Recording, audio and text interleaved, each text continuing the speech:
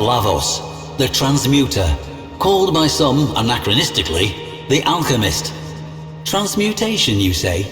A superstitious process from long ago in which deranged old men heated stinking substances over fires of dung, thinking they could make gold? No. To the Orokin, it was a darkly potent, forbidden science.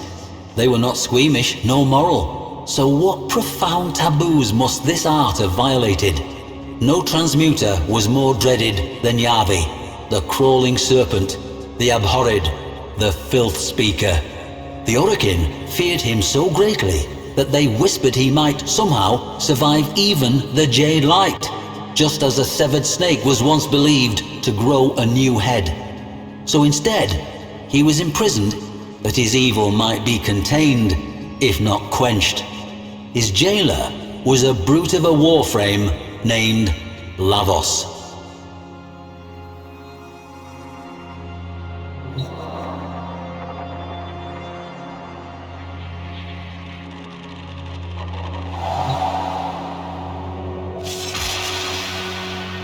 The prison of Dabaoth Kra no longer stands. Both it and the slumped Venusian mountain peak upon which it stood were long ago obliterated. We have only records to tell us what went on there. Yavi was a scrawny, hairless man, scaly with skin disease. In reluctant recognition of his Archimedean status, he was permitted to wear the white robe, now a befouled, ragged garment. 2 tattooed serpents crawled up each bony arm from elbow to wrist. Lavos, we are told, was attentive to his prisoner. He administered the prescribed soup, water, and beatings with the same punctual fidelity. These are recreations of Lavos's own snakes. No mere tattoos, but living, bioferrous exoflesh.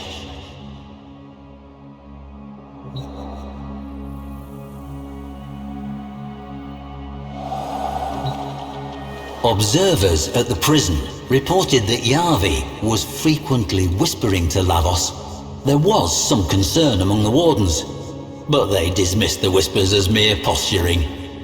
Yavi's cell walls began to fill up with scrawlings, using blood and filth as ink. At first, these were simple symbols, but as time passed, they became more elaborate. It was as if the Archimedean was turning his cell into a demonic temple, baiting his captors. There was even an image of Lavos, resplendent in his cyan-dana of office, perhaps an attempt at a curse. Lavos was ordered to beat him harder, and duly did so. With the blood on the wall, Yavi drew a snake, an appeal, no doubt, to his depraved idol. Floor washer Bekran Zaft, the sole survivor of Dabaoth Kra, would later tell of how Lavos would stride from cell to cell, weighty shotgun in hand, clubbing and beating as required. The nightmares still haunted her.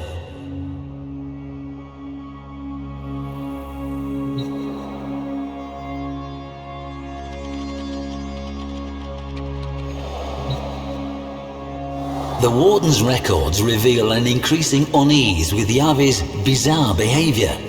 Regardless of the potential risk, they determined that he should be executed. After a fashion. They would use cellular reversal. Yavi would be reduced to a mere biological pulp with no more sentience than bread mold. But the executioner? No jailer wanted to be the pobber to bell that cavat. So Lavos received this ceremonial helm, along with the power to reconfigure organic matter. He could be their instrument.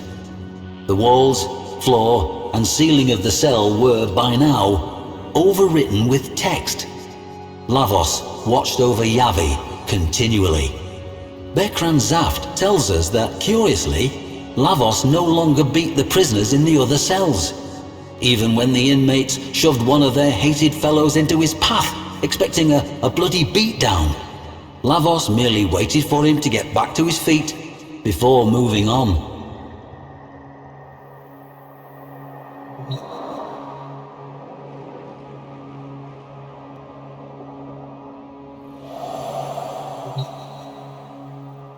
What actually was this forbidden practice of transmutation that terrified the Orokin so? At its pinnacle, it was nothing less than the purposeful elevation of consciousness. To the Orokin, prisoners of their endless golden dream, the thought that a person could rise above their station was anathema. Transmutation could turn commoners into kings, or riches into garbage. Worst of all, it could teach people not to be afraid. I have seen a preserved image of Yavi's cell. His scrawlings were not demonic sigils and barbarous texts, but star charts, evolutionary trees, genome structures. Yavi was not defying Lavos with these cryptic daubings in his own blood. He was enlightening him. Not dark sorcery at all, but radiant science. And the snake? A symbol not of corruption, but of healing. Yavi was a teacher. He might have taught millions. Now he had only one student, but that student was attentive.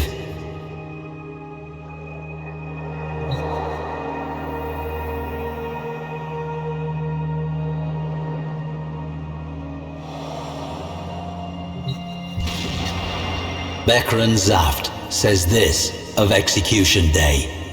The jailers gathered in the auditorium with a slow, funereal tread.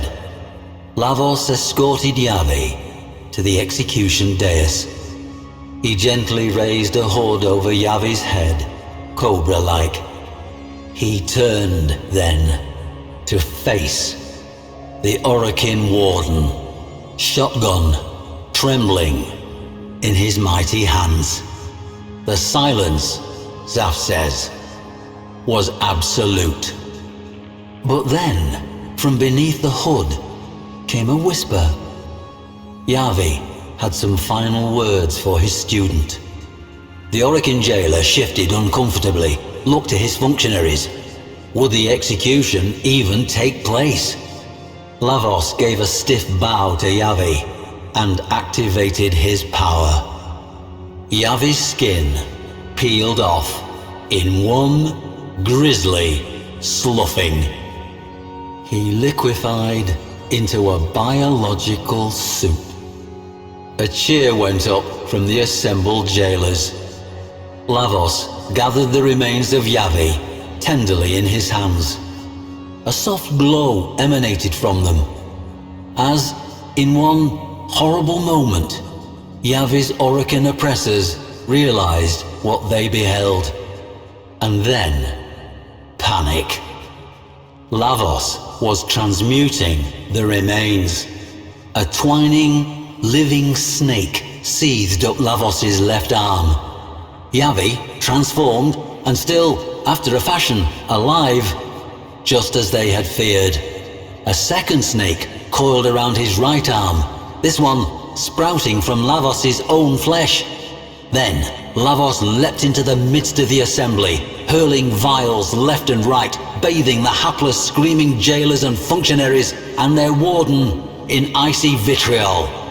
Not one survived. Not for long, anyway. And Bekran Zaft? Lavos bowed to her and moved on.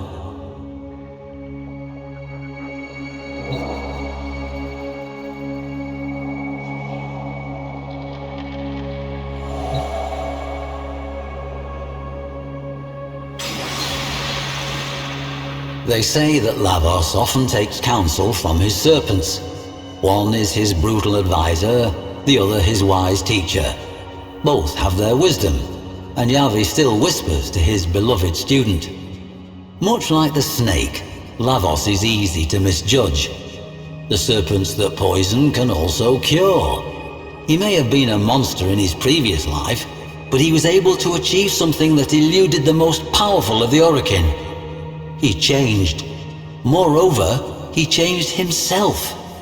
Yavi may have helped and instructed, but the will to change must have begun with Lavos. Perhaps we all have that golden gleam coiled within us somewhere, ready to slither forth from its old skin. We must only beware that we do not condemn as devilish that which we do not yet understand.